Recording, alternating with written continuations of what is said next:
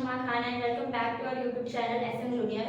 तो हमारा cell structure and microorganism का पार्ट 1 ऑलरेडी कंप्लीट हो चुका है। तो जिन्होंने नहीं देखा है वो जाकर चैनल में ऑलरेडी वीडियो अपलोड हो चुका है, वो देख सकते हैं। तो मैंने बोला था कि हम लोग ये जो लेसन है वो 3 पार्ट में कंप्लीट करेंगे। पहला जो पार्ट था वो हमारा था सेल के बारे में, पूरा डेफिनेशन, उसका फंक्शन, उसका साइज वगैरह के बारे में। और पार्ट 2 जो है वो हमारा है टाइप्स ऑफ सेल। अभी टाइप्स ऑफ सेल में दो मेन सेल है, दो मेन टाइप के सेल है। एक होता है प्लांट सेल और दूसरा होता है एनिमल सेल। अभी प्लांट सेल और एनिमल सेल को हम लोग बिल्कुल एकदम डिफरेंस करके पढ़ेंगे ताकि आसानी से समझ में आ जाए। प्लांट सेल और एनिमल सेल, इन दोनों, ये जो दोनों सेल है वो आते हैं यूकैरियोटिक सेल्स में। अभी यूकैरियोटिक सेल्स का मतलब होता है ऐसे सेल्स जो अच्छे तरीके से डेवलप है। अगर हम लोग माइक्रोस्कोप के नीचे देख रहे हैं तो हम लोग को आसानी से सारे ऑर्गेनल्स दिखने वाले हैं। सारे ऑर्गेनल्स का मतलब ये इसके अंदर जितनी भी चीजें प्रेजेंट है उसको हम लोग कहते हैं सेल ऑर्गेनल्स। तो ये सेल ऑर्गेनल्स आसानी से दिखाई देते हैं, न्यूक्लियस आसानी से दिखाई देता है। इसके लिए ये जो दोनों सेल है वो किस में आते हैं, यूकैरियोटिक सेल में। और एक होता है प्रोकैरियोटिक सेल, तो वो हम लोग आगे के लेक्चर्स में देखेंगे। तो यहाँ पे मैंने प्लांट सेल और एनिमल सेल दोनों बनाया हुआ है। अभी प्लांट सेल और एनिमल सेल में डिफरेंस क्या आ जाता है, हम लोग अगर यहाँ से एक एग्जांपल ले लें कि प्लांट्स है, ठीक है, और एनिमल्स में ह्यूमंस ले सकते हैं, दूसरा एनिमल भी ले सकते हैं। दोनों में डिफरेंस तो बहुत सारी चीजें है ना। प्लांट जो है वो ग्रीन कलर का दिख रहा है, एनिमल का जो है वो कलर अलग है, और फिर जो प्लांट है वो यहाँ से वहां मूव भी नहीं कर रहा, जो एनिमल है वो यहाँ से वहां मूव कर रहा है। मतलब सेल्स में कुछ तो डिफरेंस है जिसके वजह से उनके बॉडी स्ट्रक्चर में क्या आया है, डिफरेंस आया है। क्योंकि सेल का डेफिनेशन ही क्या है, सेल का डेफिनेशन मैंने ऑलरेडी बताया है कि cell is the structural and functional unit of living organism. तो यहाँ पे मैंने दोनों सेल्स बना दिए हैं, प्लांट सेल और एनिमल सेल। अब मैं एक एक करके आपको जो है वो ऑर्गेनल्स के नाम बताती हूँ और फिर हम लोग आगे का लेक्चर देखेंगे।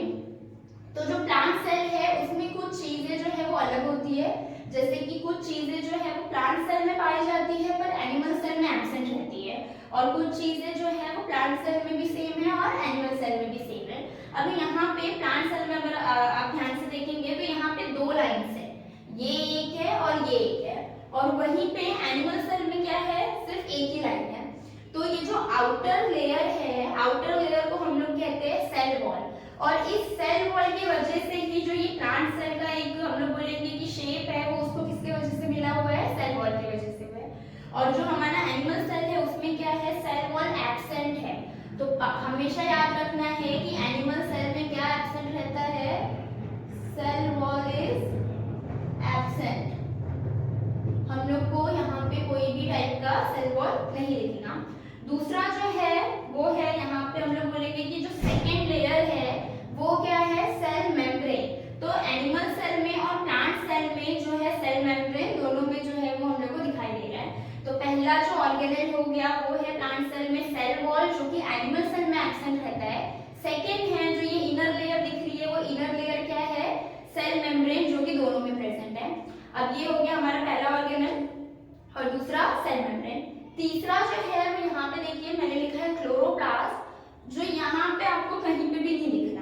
अभी क्लोरोप्लास्ट जो है वो सिर्फ प्लांट सेल में ही पाया जाता है, एनिमल सेल में नहीं पाया जाता है, क्योंकि जो क्लोरोप्लास्ट है उसमें वो एक टाइप का हम लोग बोलेंगे पिगमेंट का काम करता है। कि प्लांट को जो ग्रीन कलर मिला है वो किसकी वजह से मिला है, क्लोरोप्लास्ट की वजह से। और एनिमल्स का या ह्यूमंस का हमारा वो नहीं, हम लोग ग्रीन कलर के है क्या, नहीं है, क्योंकि हमारे में क्या एब्सेंट है, क्लोरोप्लास्ट एब्सेंट है।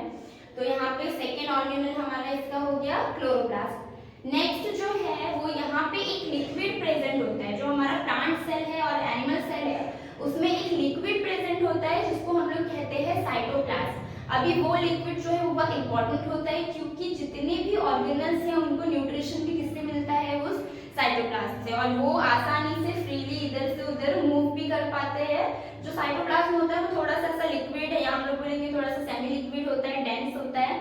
तो हमारा नेक्स्ट हो गया साइटोप्लाज्म। उसके बाद है फ्री राइबोसोम्स। अभी ये जो मैंने डॉट डॉट डॉट बनाए हैं, यहाँ पे भी मैंने डॉट डॉट बनाए हैं, वो डॉट क्या रिप्रेजेंट कर रहा है, फ्री राइबोसोम्स। की जो राइबोसोम्स प्रेजेंट है वो इजीली यहाँ वहां पे मूव कर रहे हैं, किसके वजह से, साइटोप्लाज्म की वजह से।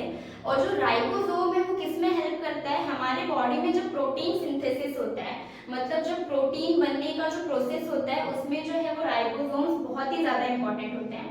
तो हमारा नेक्स्ट हो गया कि उसमें क्या प्रेजेंट है, राइबोसोम। राइबोसोम जो है वो दोनों में प्रेजेंट रहता है। नेक्स्ट है गोल्जी बॉडी, जो कि दोनों में प्रेजेंट है, प्लांट सेल में भी प्रेजेंट है और एनिमल सेल में भी प्रेजेंट है। अभी जो गोल्जी बॉडी होती है वो उसका शेप हम लोग बोलेंगे कि बहुत सारे सैक्स है या बहुत सारे बलून्स है, उसको हम लोग ऐसे साथ में ला रहे हैं। तो किस टाइप का स्ट्रक्चर दिख रहा है, वैसा सेम जो है स्ट्रक्चर किसका होता है, गोल्जी बॉडी का। नेक्स्ट जो है वो हमारा न्यूक्लियस। न्यूक्लियस भी दोनों में प्रेजेंट होता है और न्यूक्लियस हम लोग बोलेंगे एक तरीके से इस चीज का काम करते हैं कि वो हम लोग बोलेंगे हेड है, कि दोनों जो प्लांट सेल है, एनिमल सेल है, उसमें न्यूक्लियस प्रेजेंट है। और न्यूक्लियस में दो चीजें पाई जाती है जो बहुत ही ज्यादा इंपॉर्टेंट है। हमारे में क्या पाया जाता है न्यूक्लियस में, न्यूक्लिक एसिड, जिसको हम लोग कहते हैं डीएनए या आरएनए, जिसमें हमें क्या मिलते हैं, अपने पेरेंट्स से जो है कैरेक्टर्स मिलते हैं, वो किसकी वजह से मिलते हैं, डीएनए की वजह से मिलते हैं। तो वो जो न्यूक्लिक एसिड है वो भी कहाँ पे पाया जाता है, न्यूक्लियस में पाया जाता है। इसके लिए जो न्यूक्लियस है वो बहुत ही इंपॉर्टेंट पार्ट है। नेक्स्ट मैंने यहाँ पे ईआर लिखा है, वो जगह थोड़ी सी कम हो गई थी, इसके लिए ईआर लिखा है। ईआर का फुल फॉर्म है एंडोप्लाज्मिक रेटिकुलम। एंडोप्लाज्मिक रेटिकुलम जो है उसका स्ट्रक्चर भी ऐसे ही होता है, लाइन टू लाइन सैक जैसा होता है। अभी जो एंडोप्लाज्मिक रेटिकुलम है, एंडोप्लाज्मिक रेटिकुलम दो टाइप के होते हैं, एक होता है स्मूथ एंडोप्लाज्मिक रेटिकुलम और एक होता है रफ एंडोप्लाज्मिक रेटिकुलम। वो डिपेंड करता है कि वहां पे राइबोसोम प्रेजेंट है या नहीं है, उस बेस पे एंडोप्लाज्मिक रेटिकुलम के दो जो है वो टाइप पाए जाते हैं। अगला है वैक्यूल्स। अगर हम लोगों के ध्यान से यहाँ पे देखेंगे तो एक चीज जो है वो आसानी से नोटिस हो रही है कि जो प्लांट सेल है उसका वैक्यूल जो है वो मैंने बहुत बड़ा बनाया हुआ है, क्योंकि ऑलरेडी प्लांट सेल में जो वैक्यूल है वो बहुत ही ज्यादा बड़ा होता है, और जो एनिमल सेल है उसका जो वैक्यूल है वो छोटा बनाया है। अभी इसका रीजन ये है कि जो प्लांट सेल है उसमें जो वैक्यूल्स का जरूरत किसमें पड़ता है कि प्लांट सेल में हम लोग बोलेंगे लिक्विड है या फूड है, उसके स्टोरेज के लिए जो है वो वैक्यूल्स बहुत ही इंपॉर्टेंट होता है। तो वैक्यूल्स भी जो है वो प्लांट सेल और एनिमल सेल दोनों में पाया जाता है। नेक्स्ट लिखा है मैंने यहाँ पे माइटोकॉन्ड्रिया। अभी जब एक माइटोकॉन्ड्रिया होता है तो उसको कहते हैं माइटोकॉन्ड्रियन, और अगर बहुत सारे माइटोकॉन्ड्रियन हैं तो उसको कहते हैं माइटोकॉन्ड्रिया। और हमारे सेल में या प्लांट सेल में या एनिमल सेल में एक माइटोकॉन्ड्रिया नहीं होता है, बहुत सारे माइटोकॉन्ड्रिया होते हैं।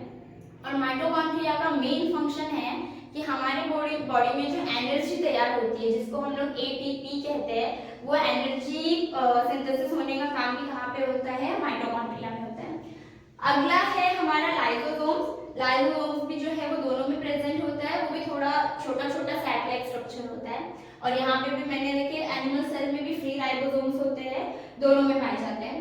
तो प्लांट सेल और एनिमल सेल का ये जो है वो एक टाइप का स्ट्रक्चर है कि उसमें कितने ऑर्गेनेल्स है, किसमें क्या एब्सेंट है। तो प्लांट सेल और एनिमल सेल में हम लोग वापस से एक बार देखते हैं कि प्लांट सेल का शेप जो है वो थोड़ा सा क्या है, डेफिनाइट है। एनिमल सेल का शेप उतना डेफिनाइट नहीं रहता है। क्यों नहीं रहता है, क्योंकि यहाँ पे सेल वॉल एब्सेंट है। प्लांट सेल में सेल वॉल प्रेजेंट है, क्लोरोप्लास्ट प्रेजेंट है, ये दो चीजें एनिमल सेल में एब्सेंट रहने वाली है। बाकी सारी चीजें जो है वो दोनों में सेम है, दोनों में सेम है। बस जो है वो हम लोग बोलेंगे कि साइज का थोड़ा सा स्ट्रक्चर अलग होता है। वैक्यूल जो है इसमें बड़ा है और एनिमल्स जो है उसमें छोटा वैक्यूल पाया जाता है। तो इतने जो है सेल ऑर्गेनल्स हमारे प्लांट सेल और एनिमल सेल में पाए जाते हैं। बस ये याद रखना है कि सेल वॉल और क्लोरोप्लास्ट जो है ये एक्सेप्शन है कि सिर्फ किस में पाया जाएगा, प्लांट सेल में पाया जाएगा। अगर आपको स्क्रीनशॉट लेना है तो ले सकते हैं, या ऑलरेडी बुक में भी दिया हुआ है अच्छे से बनाकर। तो यहाँ प्लांट सेल और एनिमल सेल में इतने जो चीजें पाई जाती है उसे हम क्या कहते हैं, सेल ऑर्गेनल्स। प्लांट सेल और एनिमल सेल में दोनों में जो है सेल ऑर्गेनल्स सेम नहीं है, दो सेल ऑर्गेनल्स है। पहला सेल वॉल और क्लोरोप्लास्ट जो सिर्फ किस में पाया जा रहा है, प्लांट सेल में। बाकी जितने भी ऑर्गेनल्स है वो दोनों में सेम पाए जाते हैं। तो आई होप आपको ये ऑर्गेनल्स वाला पार्ट क्लियर हो गया है। अभी जो है वो हमको देखने हैं मेन 4 पार्ट्स या मेन 4 चीजें क्या है प्लांट सेल और एनिमल सेल में। तो प्लांट सेल और एनिमल सेल में हम लोग ने देखा सारे ऑर्गेनल्स देखे, क्या प्लांट सेल में क्या प्रेजेंट है जो कि एनिमल सेल में एब्सेंट है वो देखा। पर यहाँ पे जो है वो मेन 4 पार्ट्स ऑफ सेल बताया है कि सेल में ये 4 चीजें जो है वो आनी चाहिए। पहला जो दिया है वो सेल वॉल, हम लोग ने अभी पढ़ा कि सेल वॉल जो है वो सिर्फ किस में प्रेजेंट है, present only in plant cell.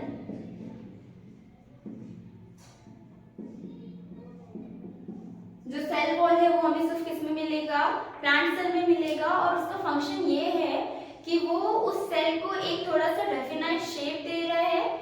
और एनिमल सेल में हम लोग ने देखा कि सेल वॉल क्या है, एब्सेंट है, जिसकी वजह से उसका जो शेप है वो उतना डेफिनाइट नहीं है। सेकेंड जो है वो हमारा सेल मेम्ब्रेन है, जो कि इनर लेयर थी और दोनों सेल्स में प्रेजेंट थी, एनिमल सेल में भी प्रेजेंट थी और प्लांट सेल में भी प्रेजेंट थी। प्लांट सेल में बस ये हो जाता है, एनिमल सेल में ये पता चल जाता है क्योंकि एक ही लेयर है तो वही है सेल मेम्ब्रेन, क्योंकि उसमें सेल वॉल एब्सेंट है। पर जो प्लांट सेल है उसमें दो कवरिंग है, बाहर की जो कवरिंग है वो सेल वॉल है, जो और इनर की जो कवरिंग है वो क्या है, सेल मेम्ब्रेन है। सेल मेम्ब्रेन को ही क्या कहते हैं, प्लाज्मा मेम्ब्रेन कहते हैं। और जो सेल मेम्ब्रेन होता है उसका फंक्शन ये है कि वो थोड़ा सा डेलिकेट और फ्लेक्सिबल होता है। अभी फ्लेक्सिबल या डेलिकेट इसलिए बोलते हैं उसको क्योंकि सेल जो है, सेल में बहुत सारे प्रोसेस होते हैं। सेल जो है वो डिवाइड भी होता है, टिश्यू बनता है, उससे ऑर्गन बनता है, जिसकी वजह से फ्लेक्सिबिलिटी बहुत जरूरी है। अगर मैं कह रही हूँ कि सेल बहुत ही ज्यादा हार्ड है, रॉक टाइप का स्ट्रक्चर है उसका, तो वो डिवाइड नहीं हो पाएगा। इसके लिए जो सेल है उसका जो सेल मेम्ब्रेन है वो कैसा होता है, फ्लेक्सिबल होता है।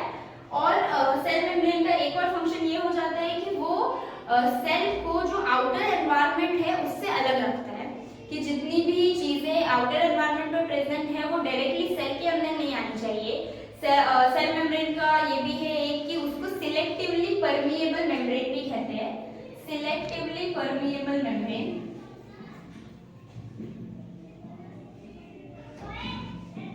सिलेक्टिवली परमिएबल मेम्ब्रेन का मतलब कि सिर्फ जो चीजें जरूरी है सेल को वही चीजें सेल के अंदर आएंगी, बाकी कोई भी नहीं आएंगी। नेक्स्ट है हमारा साइटोप्लाज्म। तो साइटोप्लाज्म क्या था, लिक्विड लाइक स्ट्रक्चर जो किसमें प्रेजेंट है, दोनों में प्रेजेंट है, प्लांट सेल में भी प्रेजेंट है, एनिमल सेल में भी प्रेजेंट है, जिससे सारे ऑर्गेनल्स को क्या मिल रहा है, न्यूट्रिशन मिल रहा है।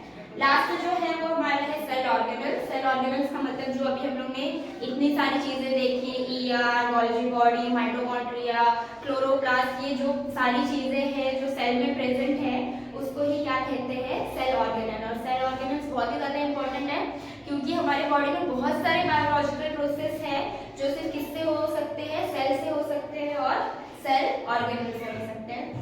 तो हमारे यहाँ पे जो है वो सेकंड पार्ट भी कंप्लीट होता है। सेकंड पार्ट में हम लोग ने सिर्फ ये देखा है कि टाइप्स ऑफ सेल क्या है, एक है एनिमल सेल और दूसरा है प्लांट सेल, और दोनों किस में आते हैं, यूकैरियोटिक सेल्स में आते हैं। मैंने ऑलरेडी बताया कि यूकैरियोटिक सेल का मतलब क्या होता है, ऐसे सेल जहाँ पे हम लोग को न्यूक्लियर जो है माइक्रोस्कोप में विजिबल है और जिसमें सारे ऑर्गेनल्स प्रेजेंट है और वो पूरे तरीके से डेवलप है। क्योंकि वो देखिए जो ह्यूमन्स है वो पूरे तरीके से डेवलप है, एनिमल्स है वो पूरे तरीके से डेवलप है, प्लांट जो है वो भी डेवलप है। क्यों डेवलप है, क्योंकि वो कैसे सेल से बना है, यूकैरियोटिक सेल से। और यूकैरियोटिक सेल में दो ही चीजें आती है, प्लांट सेल और एनिमल सेल। तो ये चीज हमेशा याद रखिए क्योंकि अभी आगे के स्लाइड्स में क्या होता है कि ये वर्ड्स आते हैं, यूकैरियोटिक, प्रोकैरियोटिक, उसका डिफरेंस क्या है, तो वो थोड़ा सा अगर बेसिक क्लियर होते हैं कि हाँ यूकैरियोटिक का मतलब ये होता है कि डेवलप सेल और उसमें सिर्फ क्या आने वाले हैं, प्लांट्स और एनिमल्स आने वाले हैं, तो आगे के लिए चीजें ईजी हो जाती है। तो आई होप यहाँ पे आपको समझ में आया है। और अब जो है वो हमारा पार्ट 2 भी कंप्लीट होता है। और अगर आपको वीडियो अच्छी लगी है तो अपने फ्रेंड्स के साथ शेयर करिए, लाइक करिए वीडियो को और सब्सक्राइब करिए चैनल को। Thank you.